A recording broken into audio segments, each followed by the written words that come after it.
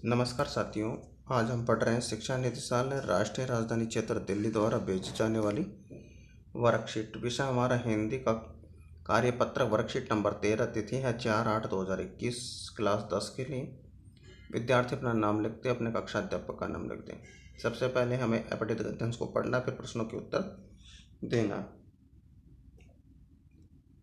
दूसरे हमारी क्षमता पर विश्वास करें और हमारी सफलता को निश्चित मानें। इसके लिए आवश्यक शर्त यह है कि हमारा अपनी क्षमता और अपनी सफलता में अखंड विश्वास हो। हमारे भीतर का भय, शंका और अधैर्य ऐसे डायनामाइट हैं जो हमारे प्रति दूसरों के विश्वास को खंडित कर देते हैं। हमारे विद्यालय में जो नगर से दूर जंगल में था, 14 वर्ष का एक बालक अपने घर में अकेला पढ़ने आया करता था। कुछ महीने बाद दूसरा बालक भी उसके साथ आने लगा। वह दूसरा बालक बहुत डरपोक था। वह भूतों और चोरों की कहानियाँ उसे सुनाया करता। उसका ऐसा प्रभाव पड़ा कि पहला बालक भी डरपोक हो गया और दोनों मेरी प्रतीक्षा करते रहते कि मैं चलूं तो वे भी मेरे साथ चलें। सूत्र यह बनता है कि हतोत्साही, निराशावादी और डरपोकों और सदा असफल का ही पाठ पढ़ने वालों के संपर्क से दूर रहें।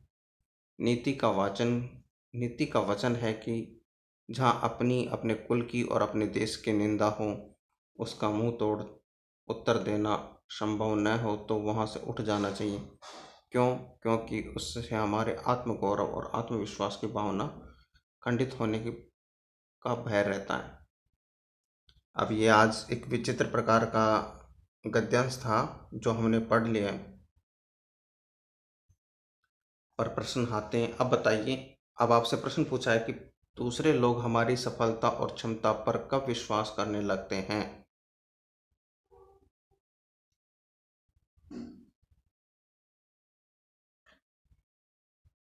जब, यार इसको जब भी छेड़े तो वो हम पर विश्वास करें। इसके लिए ये शर्त है कि हमारा अपनी क्षमता और सफलता पर अखंड विश्वास हो। हम खुद अपने आप की क्षमताओं पर और अपनी सफलता पर विश्वास करने लगें, तब जाकर के दूसरे लोग भी हमारी सफलता और हमारी जो क्षमता उस पर विश्वास करेंगे। फटाफट लिख लीजिएगा, समय का अभाव है।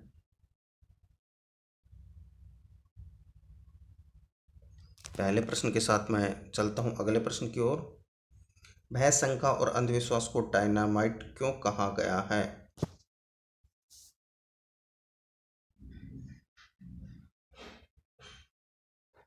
डायनामाइट एक ऐसा पदार्थ है जो टुकड़े करता है, और यहाँ इसका मतलब हमारे प्रति दूसरों के विश्वास को खंडित करते हैं। ये तीनों चीजें ना, भय, शोक, ये क्या करते हैं, हमारे विश्वास, हमारे अंदर जो विश्वास है ना, उसको भी खंडित करते हैं, उसके भी टुकड़े कर देते हैं, और हम अपने आप पर विश्वास नहीं करते।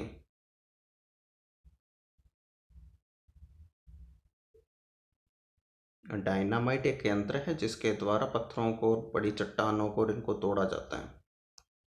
तो ये तोड़ने का कार्य करता है। हो गया।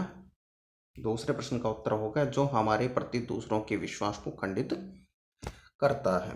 चलिए तीसरे प्रश्न पे आते हैं। आपके अनुसार जहां अपने कुल, देश आदि की निंदा हो, वहां से क्यों उठ जाना चाहिए। ये फिर वही है कि डायनामाइट वाला ही है, क्योंकि इसमें हमारे आत्मगौरव और आत्मविश्वास की भावना खंडित होने का भय रहता है कि हम अपने आप पर विश्वास नहीं करते, हम विश्वास में से हार जाते हैं और आत्मगौरव को नहीं बढ़ा पाते। इसलिए जहाँ पर हमारे देश के विरुद्ध निंदा की जाए, जहाँ पर हमारे देश की निंदा की जाए, वहाँ से हमें उठ करके चल देना चाहिए।